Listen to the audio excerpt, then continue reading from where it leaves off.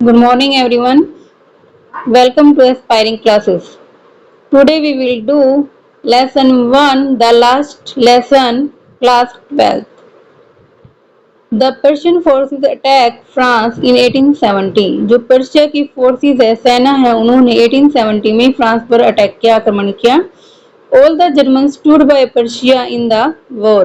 और युद्ध के अंदर सभी जो जर्मन थे वो पर्शिया के खिलाफ खड़े थे। So France was defeated, इसलिए जो फ्रांस था वो हार गया था। The two districts of France, France की दो डिस्ट्रिक्ट थी, Alsace and Lorraine, came into the hand of Persia.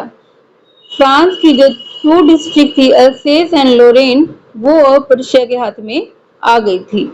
The new Persia ruler banned the teaching of French in all the school of these two districts. इसलिए जो Persia का जो ruler था उसने French language को इन दो district में ban कर दिया। The French teacher in this school were asked to leave immediately. इसलिए जो फ्रेंच के जो टीचर थे उनको आदेश दिया गया कि वो जल्दी से इन स्कूलों को छोड़ दे। The story describes one such French teacher last day in his school. इस स्टोरी के अंदर एक फ्रेंच का टीचर है, उसका स्कूल में लास्ट डे के बारे में बताया गया है। The teacher knows that he has been transferred. जो टीचर है वो जानता था कि उसका ट्रांसफर हो गया है and he will no longer remain in his old school. और इसलिए वह इस स्कूल में ज्यादा दिन तक नहीं रहेगा। Yet he teaches his last lesson to student with great devotion and sincerity. लेकिन फिर भी वो जो टीचर है वो अपने लास्ट लेसन को, फ्रेंच के जो लास्ट लेसन को अपने स्टूडेंट्स को पूरे डिवोशन निष्ठा भाव के साथ देता है। The story brings out the distress of the French teacher. और जो स्टोरी है हमें एक फ्रेंच टीचर के दुख को दर्शाती है जिसका नाम एम हेमल है। But it also depicts his quiet dignity. लेकिन ये हमें उस टीचर के शान शान का भी चित्रण करती है। ये हमें दिखाती है कि वो जो टीचर है वो कितना गरिमापूर्ण है। It also brings out the distress of his student and the villagers. और यह जो स्टोरी हमें उसके स्टूडेंट्स और जो ग्राम के लोग हैं उनकी व्याकुलता को, उनकी निराशा को भी दिखाती है। The narrator French started for school very late that morning. French started for school very late that morning. उस दिन जो इस कहानी का नरेटर है, वर्णन करता है, फ्रेंच, वो स्कूल में पढ़ने जाता है। वह एक स्टूडेंट है।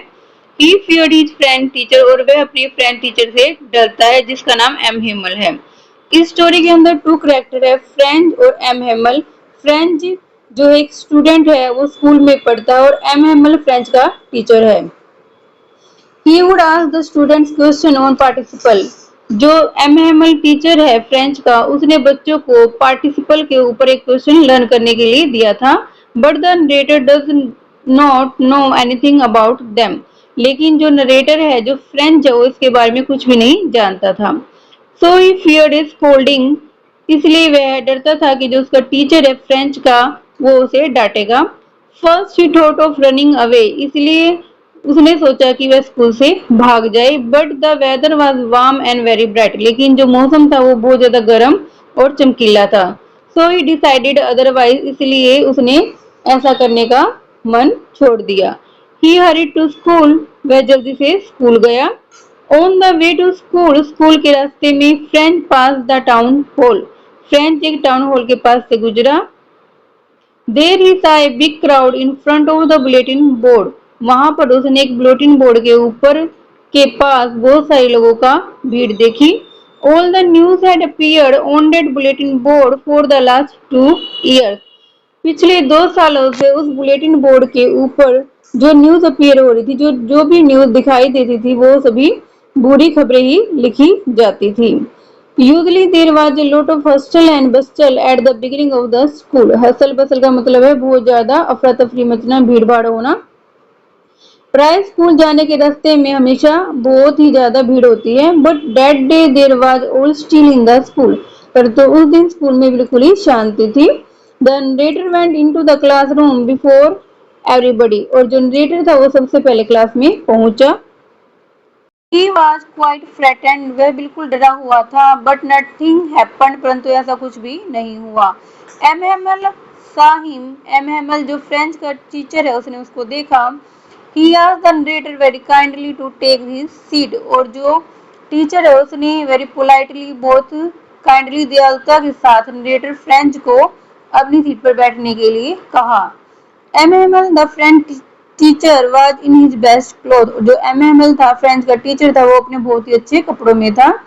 The whole school seemed so strange and silent. और जो पूरा स्कूल था वो बहुत ही ज्यादा अजीब और चुपचाप लग रहा था. He saw some villagers elders sitting quietly on the back benches. उसने देखा कि गांव के कुछ लोग बड़े लोग बैक बेंचेस पीछे के बेंचों पर चुपचाप बैठे थे. M Hamel mounted his chair. He began to speak in a grave and gentle tone. M Hamel ने उनकी ओर चेयर की और बहुत ही विनम्र भाव से बोलना स्टार्ट किया. He said that it would be his last lesson. उसने कहा कि ये शायद उसका अंतिम लेसन हो. An order had come from Berlin that only German would be taught in the school of Alsace and Lorraine. Berlin से एक ऑर्डर आया है जिसके अकॉर्डिंग जर्मन अल्सेस और लोरेन के जो दो डिस्ट्रिक्ट हैं उनमें केवल जर्मन भाषा ही पढ़ाई जाएगी. Thus it was their last French lesson. इसलिए यह उनका अंतिम लेसन होगा. He wanted the children to be very attentive. इसलिए वह चाहता था कि बच्चे उसे पूरा ध्यान से सुने. The narrator felt sudden love for French. और अचानक ही जो नरेटर है फ्रेंच उसका इस फ्रेंच लैंग्वेज के प्रति प्यार जाग गया. He felt sorry for not learning his lesson in French. और उसे ये दुख हुआ कि उसने अभी तक फ्रेंच लैंग्वेज को क्यों नहीं सीखा. He never liked his books. उसने कभी भी अपनी बुक्स को पसंद नहीं किया. He had no interest in grammar and history. उसे ग्रामर और हिस्ट्री में भी कोई इंटरेस्ट नहीं था. But now he felt a fascination for them. लेकिन अचानक ही उसे इनका प्रति आकर्षण पैदा हो गया.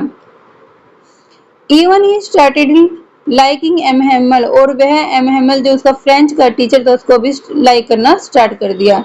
He forget all about his rulers. और वह उसके जो रूलर है जो उसके बारे में भी भूल गया. Now it was his turn to recite. अब जो फ्रेंच है उसकी टर्न थी पार्टिसिपल के ऊपर बोलने की. But he got confuse. परंतु वह कंफ्यूज हो गया. But M Hamel did not scold him. लेकिन एम हेमल ने उसे डांटा नहीं. M Hamel express his concern for the people of Alsace. जो एम हेमल टीचर है उसने अल्सेस के लोगों के प्रति अपनी चिंता को व्यक्त किया. He said that the people of the district gave no importance to French. उसने कहा कि इस डिस्ट्रिक्ट के लोग फ्रेंच भाषा को कोई भी इम्पोर्टेंस नहीं देते. They took no interest in learning their own native language. और वे अपनी जो नेटिव लैंग्वेज है खुद की देश की जो भाषा है उसमें कोई भी इंटरेस्ट नहीं लेते हैं.